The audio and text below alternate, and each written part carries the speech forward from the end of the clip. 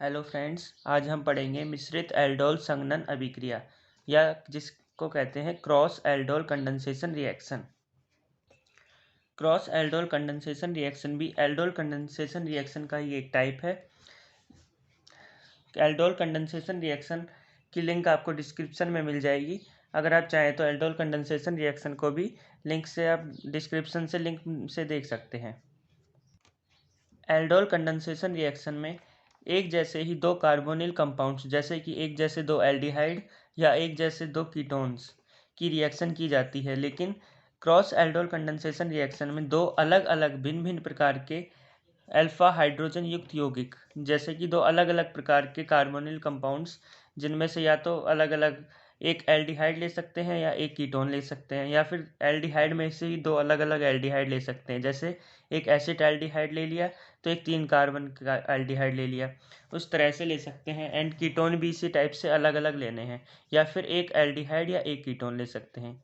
तो दो भिन्न भिन्न प्रकार के अल्फा हाइड्रोजन युक्त यौगिक लेने हैं, उनकी आपस में तनु क्षार की उपस्थिति में संयोग कराते हैं। जैसे कि एल्डोल रिएक्शन में भी तनु क्षार यानी कि कोई बेस की प्रेजेंस में रिएक्शन कराई थी, तो क्रॉस एल्डोल कंडेंसेशन रिएक्शन में भी एल्डोल की तरह बेस की प्रेजेंस में रिएक्शन कराएंगे। तो 4 प्रकार के उत्पाद बनते हैं। 4 प्रकार के उत्पाद कैसे बनेंगे? 4 प्रकार के उत्पाद के लिए, जैसे अगर दो एल्डिहाइड एक एल्डिहाइड या एक कीटोन लिया है तो एल्डिहाइड की रिएक्शन जब एल्डिहाइड से कराएंगे तो एक उत्पाद बनेगा। कीटोन की रिएक्शन जब कीटोन से कराई जाएगी तो दूसरा उत्पाद बनेगा। और अगर पहले एल्डिहाइड लेके उसकी कीटोन से रिएक्शन कराएंगे तो थर्ड प्रोडक्ट मिल जाएगा। और कीटोन की रिएक्शन अगर कीटोन के कार्बोनिल कंपाउंड्स को यानी कि सी और ओ के बीच बॉन्ड को तोड़कर उसकी अल्फा हाइड्रोजन युक्त एल्डिहाइड से रिएक्शन कराएंगे, यानी कि कीटोन और एल्डिहाइड की रिएक्शन कराएंगे, तो हमें 4 प्रोडक्ट बनेगा। रिएक्शन से देखते हैं कि कैसे प्रोडक्ट बनते हैं इनके अलग अलग। जैसे स्टार्ट में अगर दो एल्डिहाइड की रिएक्शन कराएंगे, लेकिन वो दोनों एल्डिहाइड अलग अलग होने चाहिए, या तो उस रिएक्शन में वे दोनों एल्डिहाइड अलग लेंगे। अगर एक एल्डिहाइड और एक कीटोन ले सकते हैं तो वो एल्डिहाइड कीटोन।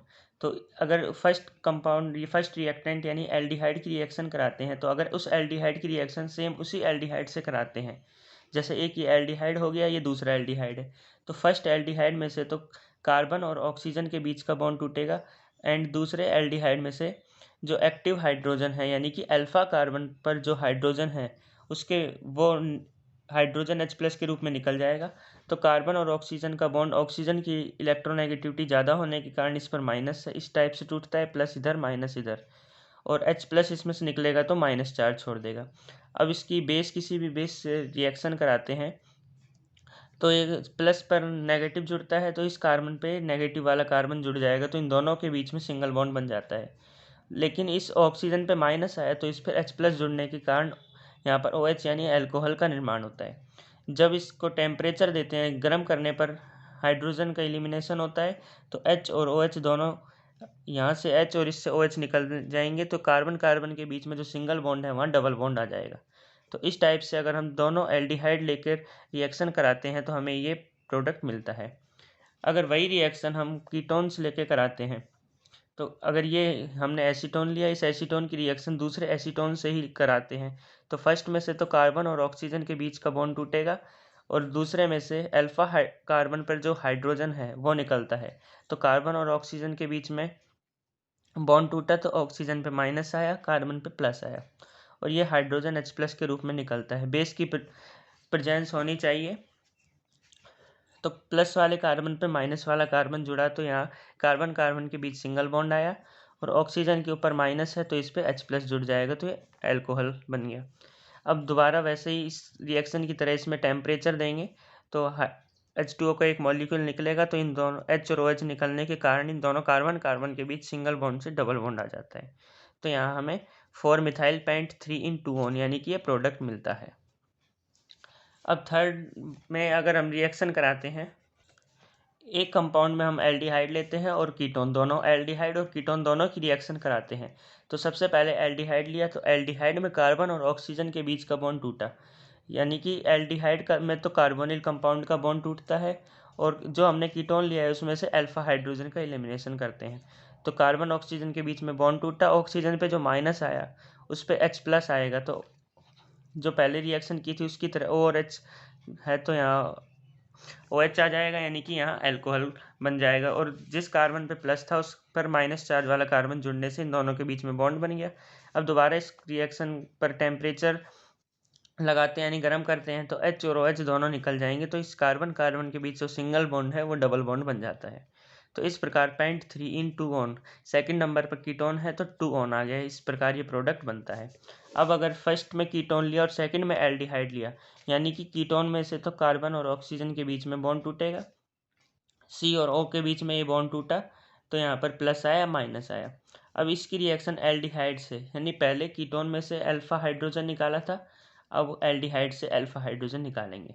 इसकी रिएक्शन OH की प्रेजेंस में कराते हैं तो कार्बन पे प्लस है, इस प्लस वाले कार्बन पर माइनस आया, पहले की तरह रिएक्शन होगी तो इन दोनों के बीच में बॉन्ड जुड़ेगा तो यहाँ बॉन्ड बन गया। और यहाँ ऑक्सीजन पे जो माइनस है उस पर H प्लस आया तो एल्कोहल बन गया। दोबारा इसकी टेम्परेचर से की प्रेजेंस में रिएक्शन कराई तो H2O का एक मॉलिक्यूल निकलेगा, तो H और OH निकलने से इन दोनों कार्बन कार्बन के बीच जो सिंगल बॉन्ड था वो डबल बॉन्ड में कन्वर्ट हो गया। तो इस प्रकार ये प्रोडक्ट बनता है। इस तरह हम देखते हैं कि क्रॉस एल्डोल कंडेंसेशन रिएक्शन में 4 प्रकार के प्रोडक्ट बनेंगे। 2 प्रोडक्ट तो ये हो गए एंड बाकी के 2 प्रोडक्ट ये हैं जो सेम टाइप के कंपाउंड्स लेके, यानी दोनों एल्डिहाइड या दोनों कीटोन लेके हमने स्टार्टिंग में बनाए थे। अब बात करते हैं इस क्रॉस एल्डोल कंडेंसेशन रिएक्शन की मैकेनिज्म की।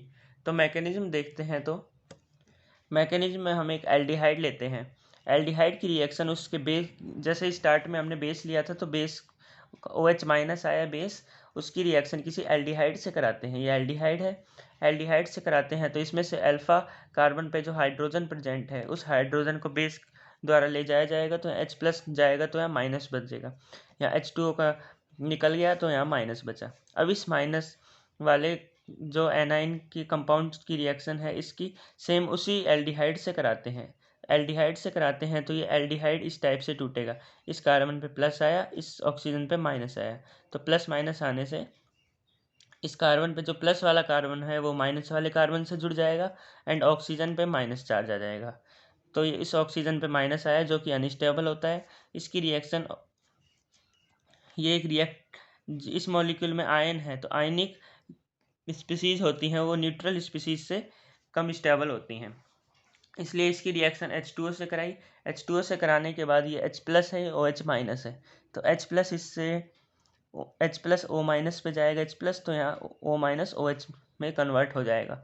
अब जब टेम्परेचर बढ़ाएंगे तो H2O निकलेगा तो H और OH इन दोनों कार्बन से निकलने से इन दोनों कार्बन कार्बन के बीच जो सिंगल बॉन्ड है वो डबल बॉन्ड में कन्वर्ट हो जाएगा।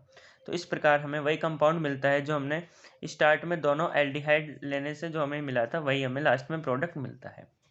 अब इस रिएक्टिविटी की बात करते हैं तो reactivity of aldol reaction, aldol की एंड क्रॉस एल्डोल दोनों रिएक्शन के लिए रिएक्टिविटी सेम होती है। इसमें एल्डिहाइड की रिएक्टिविटी कीटोन से ज़्यादा होती है।